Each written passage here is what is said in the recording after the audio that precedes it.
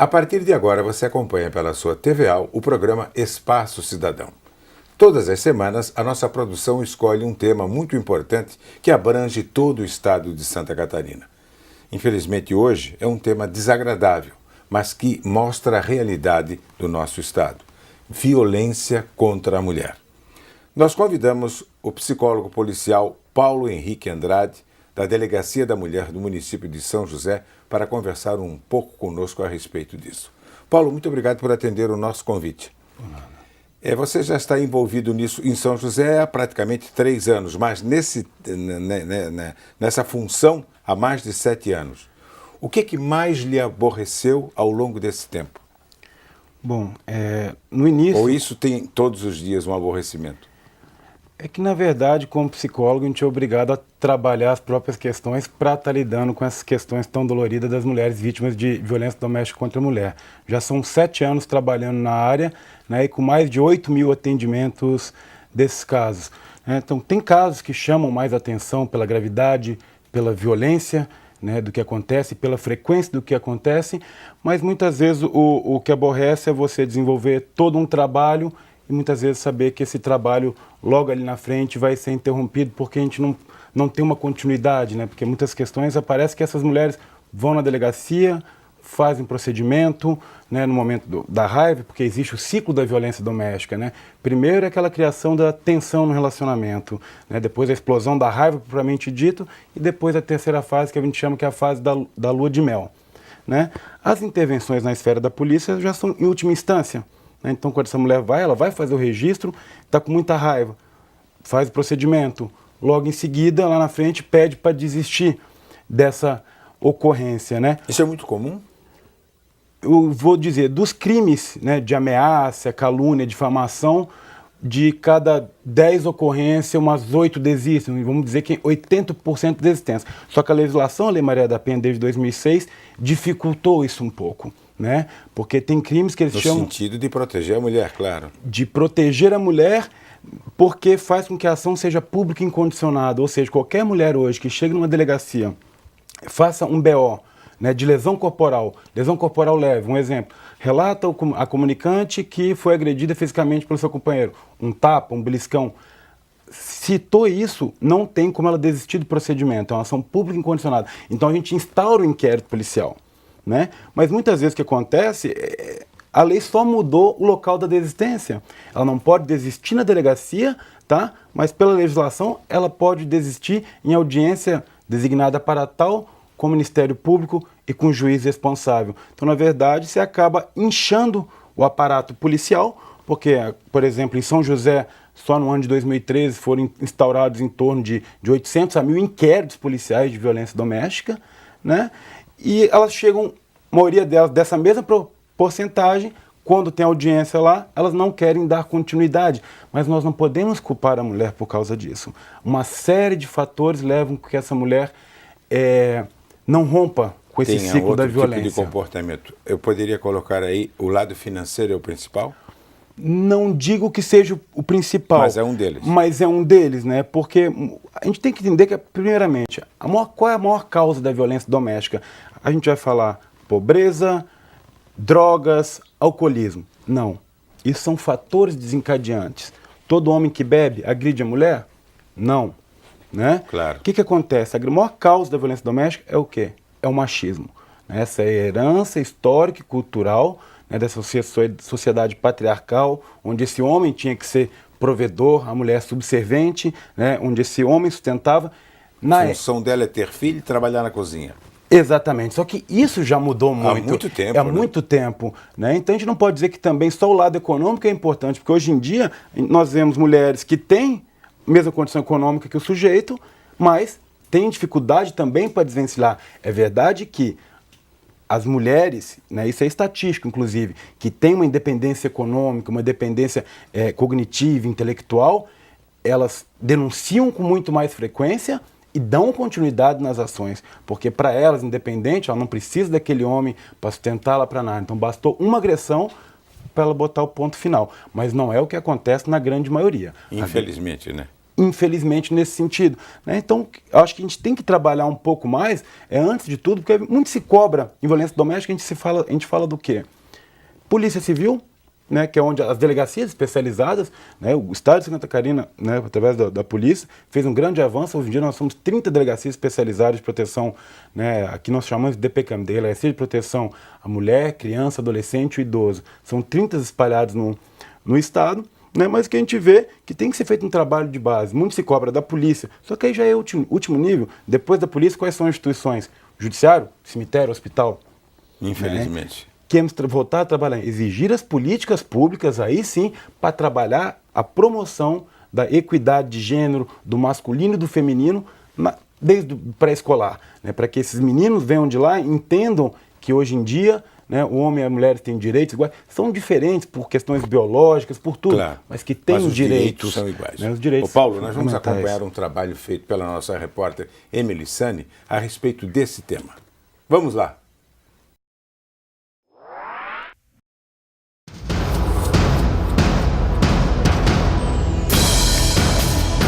A cada 5 minutos, uma mulher é agredida no Brasil.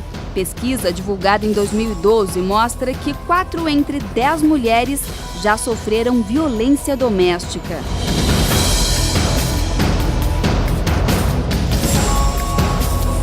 Eu apanhava todas as gravidez, não teve uma que não passou, todas. Nas gravidez todinhas eu tive isso aí. O que ele fazia? Ah, me agredia, ele me empurrava, ele me batia, ele me...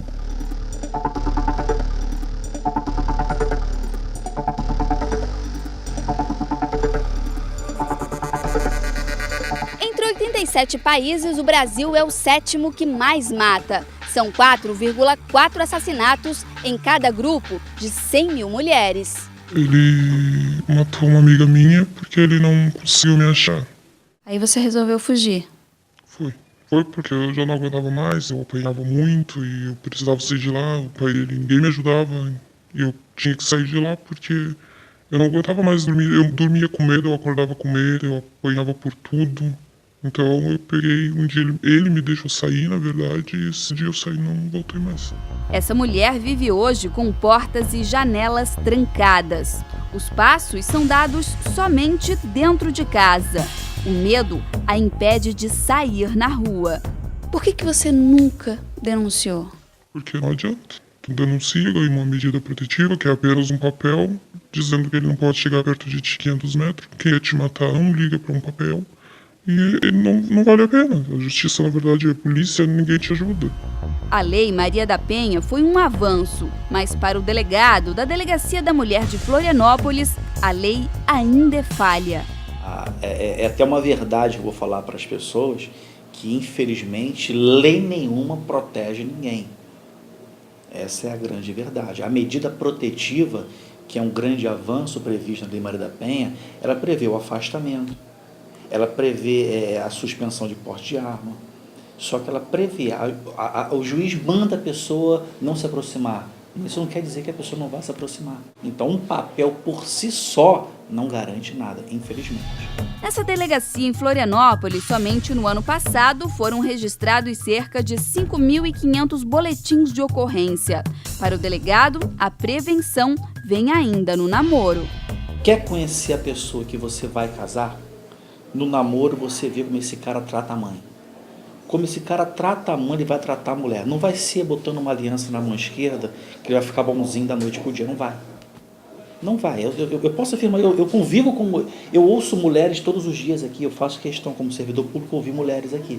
E é desde o namoro. Raramente no namoro, esse camarada, ele não consegue agredir. Ele consegue dissimular alguma coisa, mas tudo se inicia no namoro. É um tapa, um beliscão, é um ciúmes. Às vezes não é nem um beliscão, é a palavra. Tem mulheres que falam que a palavra dói mais do que um tapa. É diminuição da autoestima da mulher, é o xingamento, é a perseguição quanto mais. Violência que deixaram marcas. Essas jamais serão esquecidas. Tu te olha, entendeu? Falta cabelo, tu tem sobrancelha cortada, tu tem o roxo, manchas no olho, no corpo. Entende? Eu tenho lugares que ficam com caroço. Não tem como te esquecer. Simplesmente é impossível de esquecer. É só tu te olhar, tu lembra de tudo.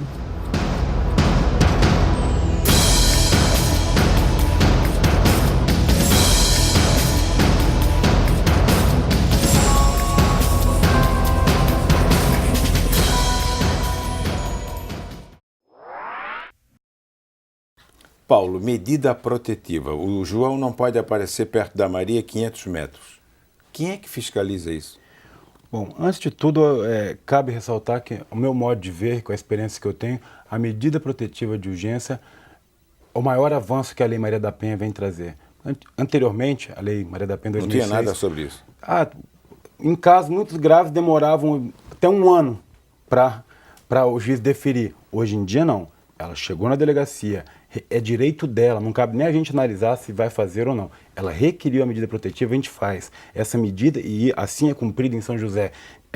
O delegado tem 48 horas para encaminhar ao judiciário e o juiz mais 48 horas para deferir ou indeferir. Deferida a medida, vai ao oficial de justiça. A maioria dos casos é deferido? A maioria dos casos é deferido. Até porque só uma das partes é ouvida. O que então o juiz vai fazer? Ele vai deferir, né, para depois verificar a necessidade, a veracidade, muitas vezes, desse depoimento, que é outro assunto que a gente pode abordar depois, né, que hoje em dia também está se banalizando a medida protetiva. Existem advogados encaminhando clientes à delegacia, ao invés de fazer uma solução de não estável, uma separação de corpos, o bem é comum ao casal, vai na delegacia, fala que ele te ameaçou e pede um afastamento de casa. Então, as próprias mulheres têm que se conscientizarem que já tem algumas medidas sendo indeferidas pelo excesso, pelo abuso. Mas voltando à medida, né, é o maior avanço.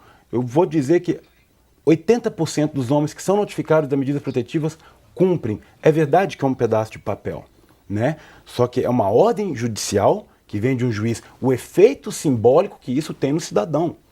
Né? Porque ali disse... Eu acho expressivo você me falar que de cada 10, 8 cumprem, me surpreende isso. E o que acontece? Eles vêm ali, se descumprir aquilo, né? Está na frente do trabalho da mulher, ligou para a PM, que é a PM que vai no local, mostrou a medida, descumprimento de ordem judicial, é prisão em flagrante, acabou. Então a grande maioria deles cumpre. É verdade, hoje em dia tem gente que atira na polícia quando a polícia está subindo o morro. O cidadão, dependendo desse, pode ter um ou outro transtorno, né? Muitas vezes nada a ver com a violência doméstica, vai ser mais agressivo, pode realmente não cumprir na medida, e realmente, aí não tem como proteger. Até porque, te pergunto, em São José, ano passado, foram requeridas 500 medidas protetivas, tá?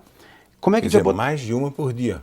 Mais de uma por dia. Quase Como é duas. Que nós vamos botar um policial para proteger cada mulher? Você acaba com efetivo na Polícia Civil, nós somos 3 mil. Né? Não tem como botar um policial para proteger aquilo. Mas tem um efeito. O grande problema acontece é que, até pela situação do machismo que eu falei, né, esses homens, eles desestruturam emocionalmente no momento que a mulher tenta se separar. Porque são muito agressivos, machões, entre 4 paredes. Por detrás disso tem Na delegacia já muda o comportamento. Totalmente, né? Não vou nem mencionar como é que eles entram na delegacia. Como cordeirinhos. Exatamente. Né? Mas o que acontece?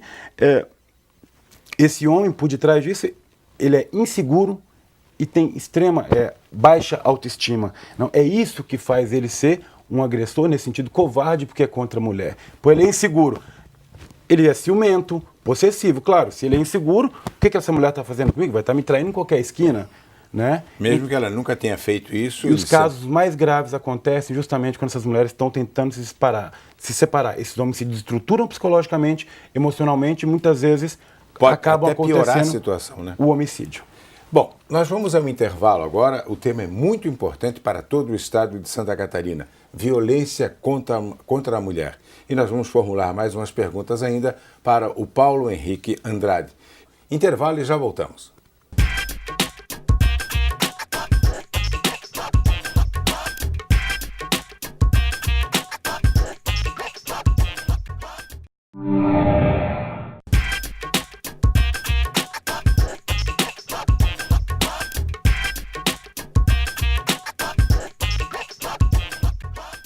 Estamos de volta com o programa Espaço Cidadão, que só tem na sua TVAL. Nosso tema de hoje, violência contra a mulher. Paulo, área urbana e área rural, tem diferença em matéria de violência ou não? Aqui em Santa Catarina a gente percebe assim, que a violência ocorre de acordo com a proporcionalidade de habitantes no município. Mas ainda assim, já estive no interior, no extremo oeste do estado, fazendo cidades algumas pequenas? Cidades menores, até cidades grandes mesmo, como Chapecó, Concórdia, fazendo alguns seminários, algumas palestras de capacitação, a gente percebe que a gravidade de alguns casos lá, né, não seria um dado estatístico, mas penso eu, através dessa cultura, é ainda um pessoal com uma mentalidade mais machista, né, do que nos grandes centros, né, então a gente percebe que se torna um pouco mais grave, talvez um pouco mais frequente em função desta questão cultural, né? A mulher que sofreu uma agressão, ela fica com uma sequela para o resto da vida ou não? Não necessariamente para o resto da vida, né? O que a gente percebe nas delegacias, aquela mulher realmente vítima de violência doméstica, dos casos mais graves, antes de chegar a fazer a denúncia, em média, os estudos dizem que essa mulher fica de 5 a 10 anos sendo vítima de violência doméstica.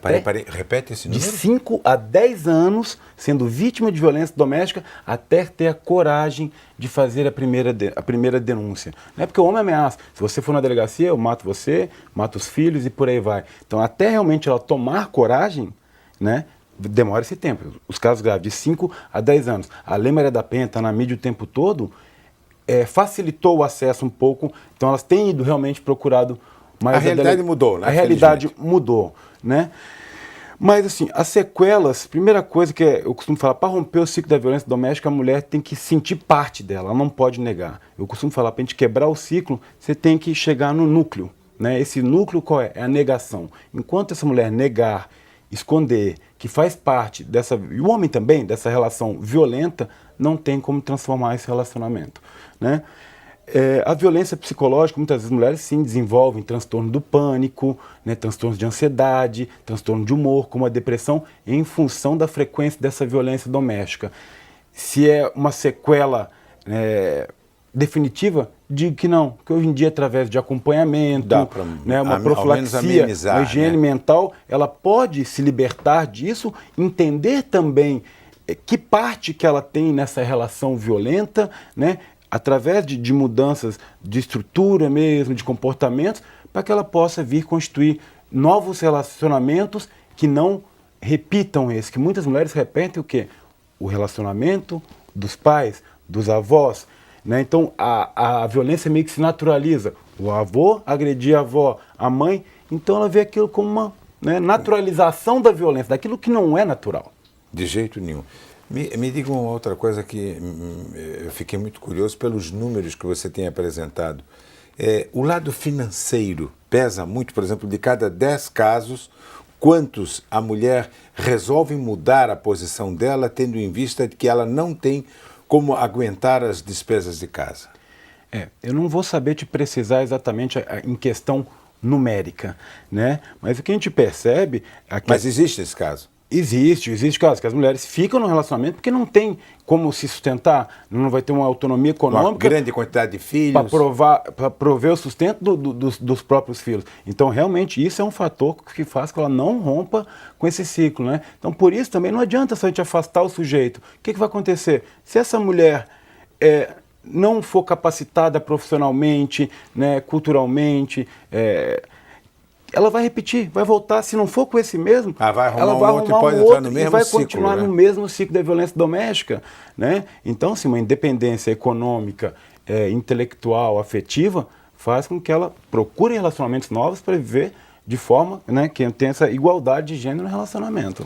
Paulo, vamos acompanhar mais um trabalho da Emily Sani a respeito da violência contra a mulher em Santa Catarina.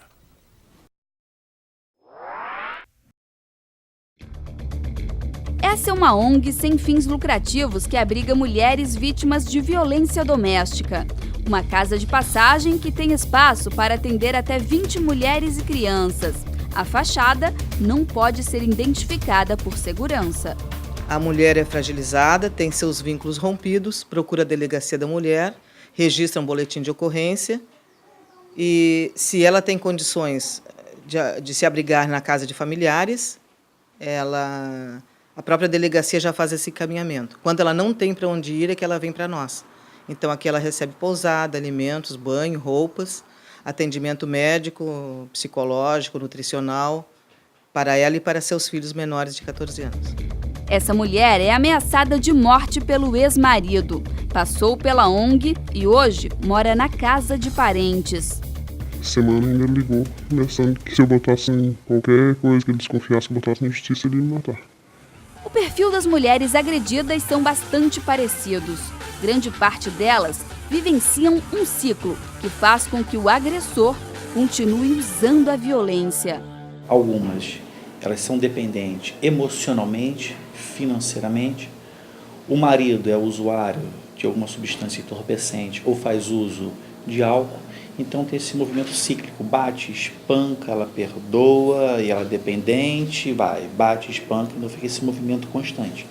Então a mulher que é vulnerável, a mulher que às vezes não tem emprego, a mulher que se dedicou a vida inteira com o marido, não tem para onde ir, não tem para onde o que fazer. Esse é o perfil. Essa mulher gravou as ameaças no celular.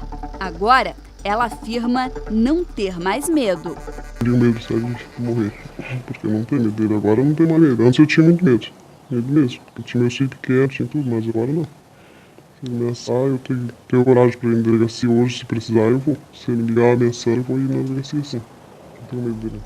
Doutor Irazê é ginecologista e obstetra. Trabalha como voluntário na ONG. Aqui ele atende mulheres que chegam com diversos tipos de lesões. Nós atendemos casos de mulheres espancadas, né? Agredidas fisicamente, moralmente, e pressão psicológica do companheiro. E a gente pega pacientes que chegam com escoriações, com hematomas pela face, fraturas, não só de ossos da face, mas também hematoma do couro cabeludo, fratura de membro superior, de membro inferior. As mais variadas lesões a gente encontra em mulheres que são agredidas pelos companheiros. Essa mulher tem 8 filhos do marido. A dependência a impede de ir embora. Com o tempo, as agressões foram ficando cada vez piores. Ele me agride com palavras muito fortes, verbal, e me puxava pelos cabelos também. Me agredia. Não media força comigo, ele queria fazer como se fosse estivesse brigando com o homem. Camila está sendo ameaçada de morte. Está escondida do ex-marido, longe de casa, dos amigos, da família. Ela não pode sair na rua. Ela está aprisionada, enquanto ele está foragido depois de ter matado sua melhor amiga. Não sei o que fazer, completamente perdido, tá? Porque eu não tenho mais família, não tenho amiga, não tenho nada.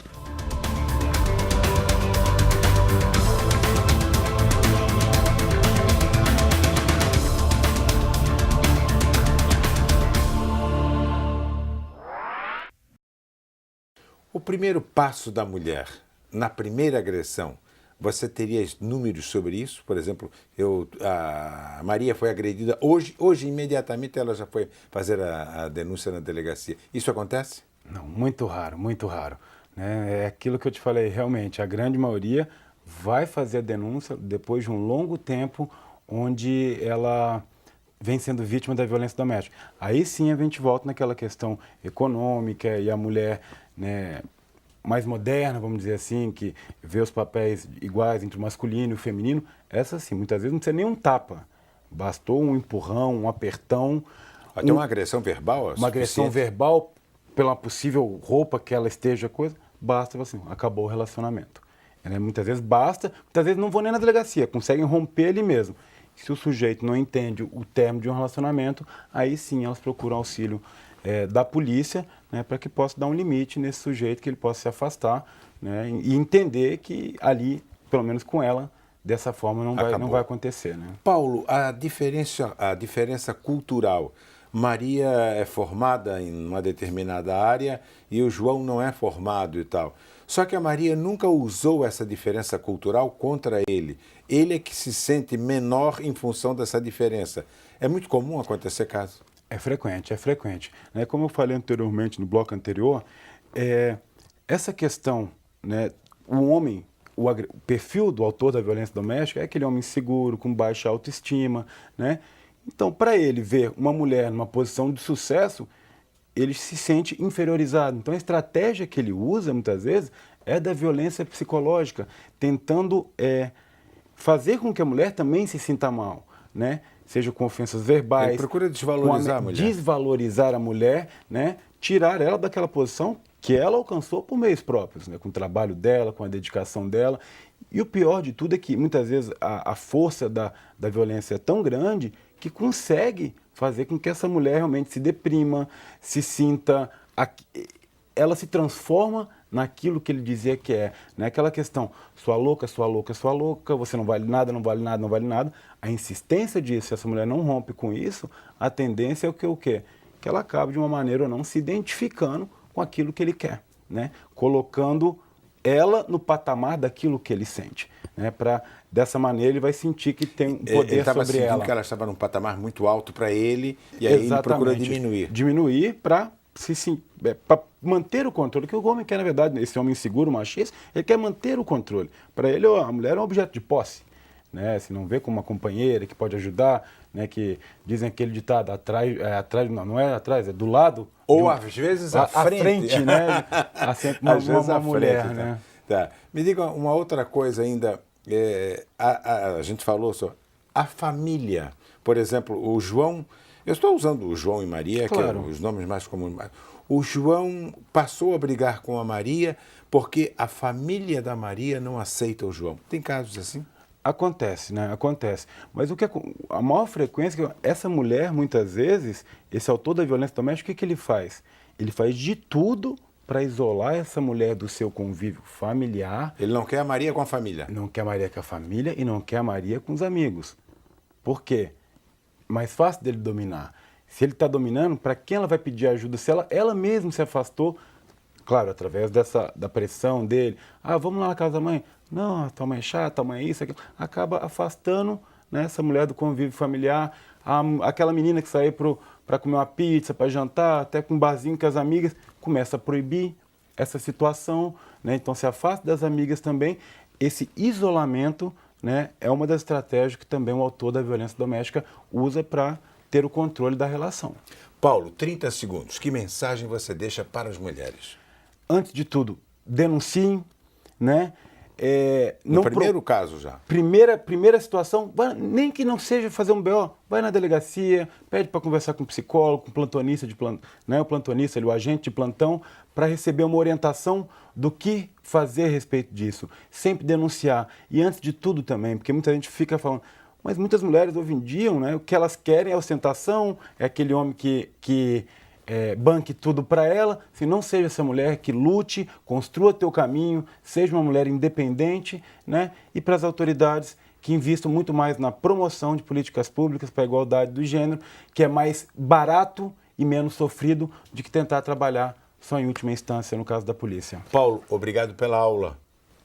Eu entrevistei Paulo Henrique Andrade. Ele é psicólogo policial da Delegacia da Mulher de São José. E eu confesso que fiquei estarrecido com alguns números, mas a vida tem que continuar. E eu ratifico o conselho do Paulo. Qualquer coisa, por menor que seja, faça denúncia. É o seu trabalho, mulher, para que você possa ter um futuro. O Espaço Cidadão volta pela TVAL na semana que vem. Até lá.